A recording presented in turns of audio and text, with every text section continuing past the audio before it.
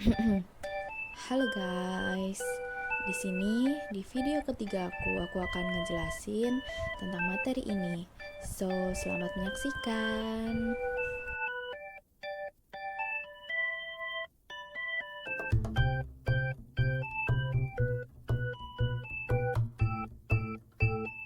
Di video kali ini aku akan ngejelasin materi pertemuan keempat, yaitu tentang komponen sistem informasi.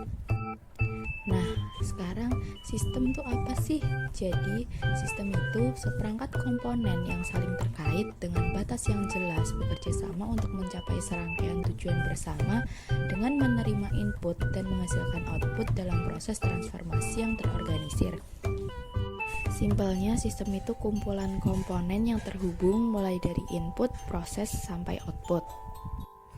Nah, di sini terdapat gambar sebuah sistem di mana di dalamnya terdapat kumpulan komponen yang saling terhubung, mulai dari input, prosesor, output, feedback, dan juga kontrol. Nah, segala sistem itu dimulainya dari input, dari masukan, kemudian diproses di prosesor, kemudian menghasilkan output, kemudian output menghasilkan feedback dan juga boundaries and interface. Nah, dari feedback ini kita akan kembali ke input, sedangkan kontrol dia akan mengkontrol seluruh proses. Next, kita akan mengulang kembali apa yang udah aku jelasin di pertemuan kedua materi pertama, yaitu apa sih sistem informasi itu. Jadi, sistem informasi itu sistem yang menerima data sebagai input dan memprosesnya menjadi sebuah produk, sebuah informasi sebagai output, sebagai keluaran. Nah, selanjutnya kita akan membahas tentang komponen sistem informasi. Jadi, komponen sistem informasi itu ada 5. Yang pertama ada people atau orang, yang kedua ada software yaitu perangkat lunak, ada hardware perangkat keras, kemudian ada network, dan yang terakhir ada data. Nah, yang pertama ada people resources, yaitu sumber daya manusia. Dibagi menjadi 2, ada end user dan IS specialist. Apa sih bedanya? Jadi kalau end user itu yang menggunakan sistem informasi, sedangkan IS specialist itu orang yang mengembangkan dan mengoperasikan sistem informasi. Next, yang kedua ada hardware resources, yaitu sumber daya perangkat keras, di mana hardware itu komponen komputer yang bisa disentuh dan punya bentuk fisik. Di gambar itu ada hardware storage, ada input, ada processing atau CPU, dan juga output. Kemudian ada software resources. Kalau yang tadi hardware itu perangkat keras, sekarang software itu berarti perangkat lunak. Jadi software itu komponen komputer yang nggak bisa disentuh, seperti application software dan sistem software. Di gambar juga udah dibagi jadi 2 ya. Jadi ada application software itu kayak word processing, business application, database, kayak gitu. Kalau sistem software itu meliputi utilities, kemudian operating systemnya. Kayak kalau sistem software itu udah bawaannya seperti itu. Next ada network resources, yaitu sumber daya jaringan. Dibagi jadi 2, yaitu ada transmission media dan types of network. Transmission media itu ada wired sama wireless. Kalau wired itu pakai kabel, kalau wireless itu tanpa kabel, jadi pakainya gelombang elektromagnetik.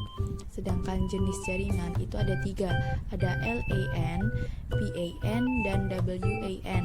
Kalau LAN itu local area network, atau juga bisa WLAN, wireless local area network. Kalau dia nggak pakai kabel, itu dia jangkauannya lebih lokal, lebih sempit gitu. Kalau PAN itu personal area network, kemudian WAN itu wide area network. Biasanya WAN ini jangkauannya tuh lebih luas, lebih besar gitu, tapi biasanya jaringannya lebih lemah. Nah, yang terakhir ada data resources. Sumber daya data ini biasanya tuh terorganisir, kemudian disimpan dan diakses oleh berbagai manajemen sumber daya data teknologi. Yang terakhir, kita akan membahas tentang kegiatan sistem informasi, dimulai dari input, masukan, di mana input itu berfungsi untuk memasukkan data atau informasi yang akan diproses oleh komputer.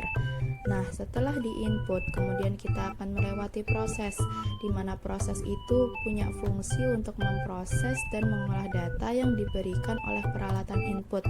Setelah diproses, kemudian kita akan mengeluarkan output, keluaran, di mana berfungsi untuk menampilkan data atau informasi yang telah diolah oleh komputer. Nah, setelah kita mengeluarkan output ini nggak berhenti sampai situ aja. Kita masih akan menghasilkan feedback dan kontrol, di mana itu adalah proses mengukur keluaran dari sistem yang dibandingkan dengan suatu sistem standar tertentu.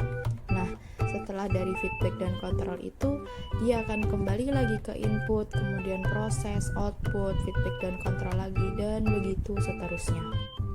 Nah, materi kita kali ini sudah selesai.